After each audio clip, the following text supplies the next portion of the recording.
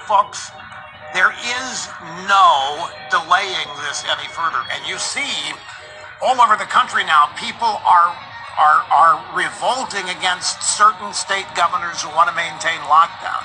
It can't go on. This ruination of the United States economy must end. Longing for that day yesterday. I have been longing for the White House briefing to be what it was yesterday for a month. I cannot describe for you. I've tried during the course of every day's busy broadcast. I have tried to experts setting policy. I don't know how many of them have been broke. I don't know how many of them have been where 22 million Americans are without a job, without any income, and unemployment compensation that just will not get it done. I don't know how many. There may be some. I'm sure that the law of averages would dictate some have been there, but I don't know how many. And I get the impression from Trump has been there, by the way. Trump has been at the edge of the cliff looking over it. His survival techniques are a fascinating story, and with every effort they're going to mount on this.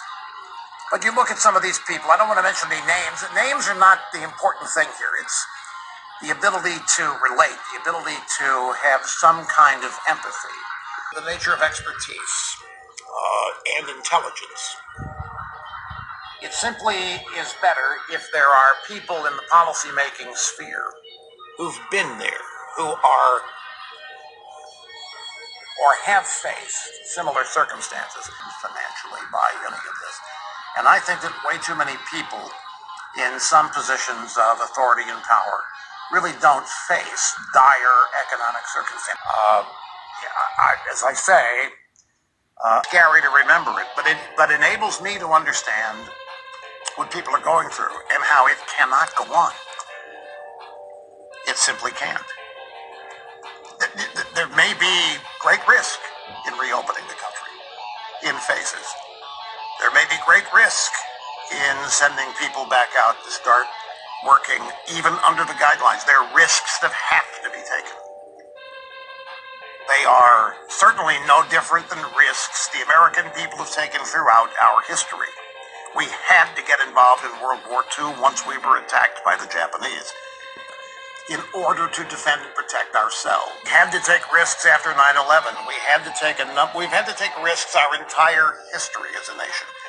Taking risks, entrepreneurism, fearlessness, it's a hallmark of the American identity and of the American culture. And this shutdown and hunkering down in total fear is not a hallmark of American culture. Now, very quickly, here are the guidelines that were announced yesterday. And I'm going to have some comments in that briefing because it was brilliant. Trump, their White House correspondent, said the magic words. Dr. Fauci and the Scarf Queen have signed off on the guidelines. Okay, is worthy of being noted. People are so busy occupying themselves with their own problems that you may not